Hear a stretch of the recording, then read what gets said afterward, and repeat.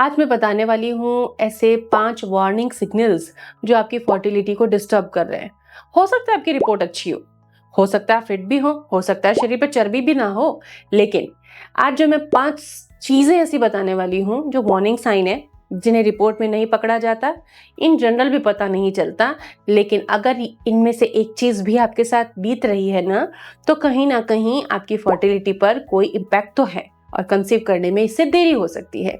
आइए सॉल्यूशन तक पहुंचते हैं साथ साथ।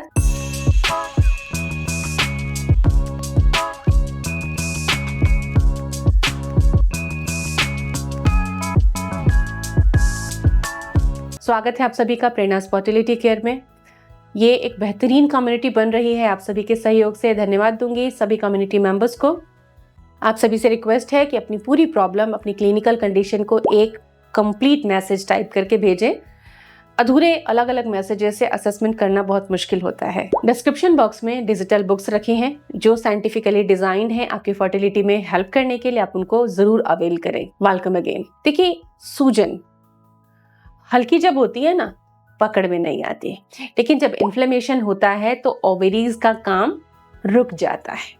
ओवरीज ठीक से काम नहीं कर पाती हैं, अंडे अच्छे से डेवलप नहीं हो पाते हैं, और आप चाहे कितना भी ट्रीटमेंट ले रहे हों, आप चाहे सप्लीमेंट्स खा रहे हों, आप चाहे दौड़ भाग कर रहे हों, लेकिन कंसीव होने में देरी हो रही होती है। लेकिन रिपोर्ट्स में डायग्नोस भी नहीं होता, क्योंकि इन्फ्लेमेशन को फर्टिलिटी डायग्नोसिस नहीं माना जाता।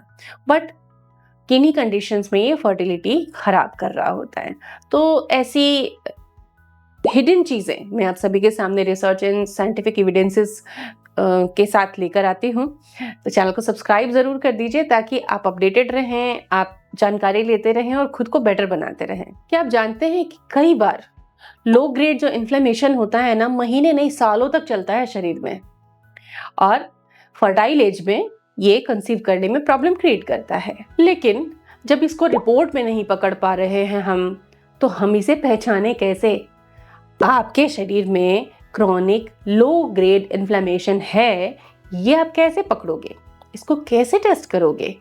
यही 5 चीजें बताने वाली हूँ कि अगर ये है इनमें से कोई भी एक, तो आपको ये प्रॉब्लम हो सकती है। तो उसको ठीक करना भी इसी वीडियो में सीखेंगे। बट आपकी प्रॉब्लम इनमें इस 5 में से कौन सी है, आप कमेंट में जरूर लिखिएगा। इससे हमें भी पता चलता है कि हमारे व्यूवर्स के साथ किस तरह की प्रॉब्लम है, और बेटर कंटेंट, बेटर इंफॉर्मेशन हम आप तक लेकर आ पाते हैं। देखिए, अगर आपके पेट पे चर्बी ज्यादा है, आप हेल्दी खाते हो फिर भी पेट पे चर्बी ज्यादा है, तो ये क्रॉनिक इन्फ्लेमेशन या इंसुलिन रेजिस्टेंस का रूट कॉज हो सकता है, सिम्टम भी हो सकता है। तो इससे फर्टिलिटी पे क्या असर पड़ रहा है?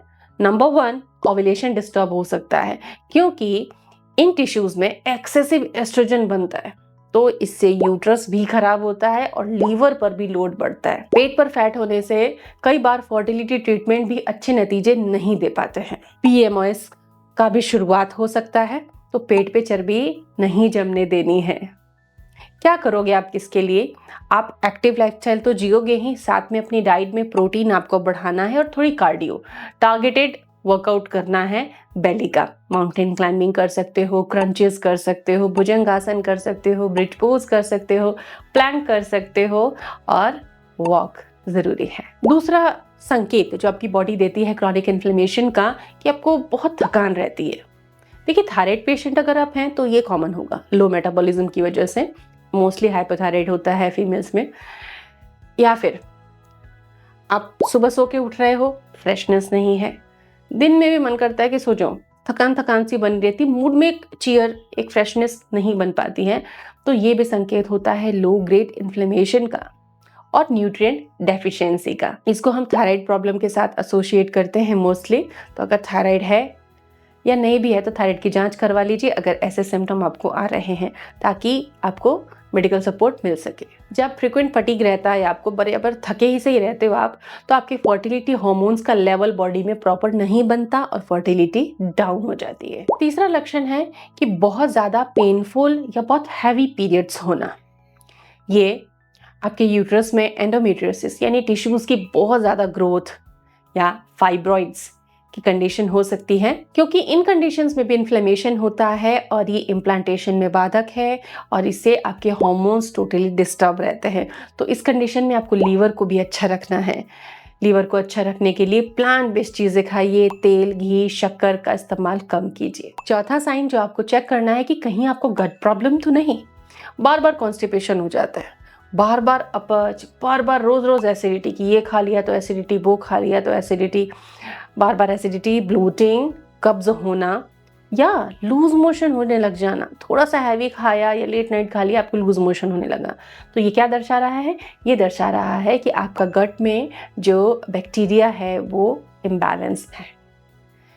इसको डिसबैलेंस कहते हैं। और अगर ऐसा होता है तो न्यूट्रिएंट एब्जॉर्ब तो अच्छे होते नहीं है, बॉडी में कमजोरी तो रहती ही है, साथ ही हार्मोन भी सही से मेटाबोलाइज नहीं हो पाते हैं। तो हार्मोनल इम्बैलेंस भी इस कंडीशन में होता है और इस कंडीशन में इन्फ्लेमेशन भी होता है आपके बॉडी में। पांचवा साइन है, बहुत सरप्राइजिंग है, इसको आप ब्यूटी से मत जोड़ लेना, ये स्किन प्रॉब्लम है। अगर आपको बहुत एक्ने होते हैं, एक्ने के साथ इन्फ्लेमेशन होता है, साथ ही काली काली लाइनें अगर बन रही हैं गर्दन पर, पीछे की तरफ, आगे की तरफ या साइड्स में, तो आप समझ जाना कि ये इन्फ्लामेटरी मार्कर्स हैं। कई बार ये हार्मोनल इम्बैलेंस या इंसुलिन रेजिस्टेंस से भी जुड़े होते हैं।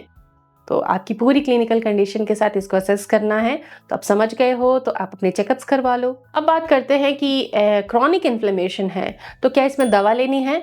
मैं कहूँगी कि दवा की बजाय थोड़ा डाइट पे ध्यान दीजिए, क्योंकि डाइट ठीक कर लिया तो प्रॉब्लम ठीक हो जाएगी, लेकिन दवा ले लिया थोड़े टाइम फिर डाइट खराब ही है तो प्रॉब्लम तो बार बार हो जाएगी ना। हम डाइट ठीक करेंगे। तो सबसे इम्पॉर्टेंट है हरी पत्तेदार सब्जियां खूब खाइए। दोनों टाइम आपके डाइट में सब्जियां अच्छी मात्रा में हो। वेजिटेबल सूप लीजिए। विटामिन सी के सोर्सेज, आंवला मोरिंगा का एक ड्रिंक मैंने सिखाया है आप लोगों को। आपको आंवला मोरिंगा ड्रिंक का टेस्ट कैसा लगता है? क्या आप उसे रोज पीते हैं? कमेंट में लिख के जरूर बताइए। आंवला मोरिंगा ड्रिंक इंपॉर्टेंट है आपके बॉडी में ढेर सारा न्यूट्रिएंट जाने के लिए। फल सब्जियां अच्छी मात्रा में खानी है। वॉलनट्स, फ्लैक्सीड जो ओमेगा 3 के सोर्सेस हैं, उनमें से एक सोर्स आप ज़रूर लीजिए। इस तरीके से आप इन्फ्लेमेशन कम कर सकते हैं। अदरक की चाय, अजवाइन की चाय आप ले सकते हैं। वैसे क्लिनिकल कंडीशन के अकॉर्डिंग डाइट और गाइड मैंने अपने हर एक वीडियो में बताया है। Thanks for watching. Stay tuned, stay healthy.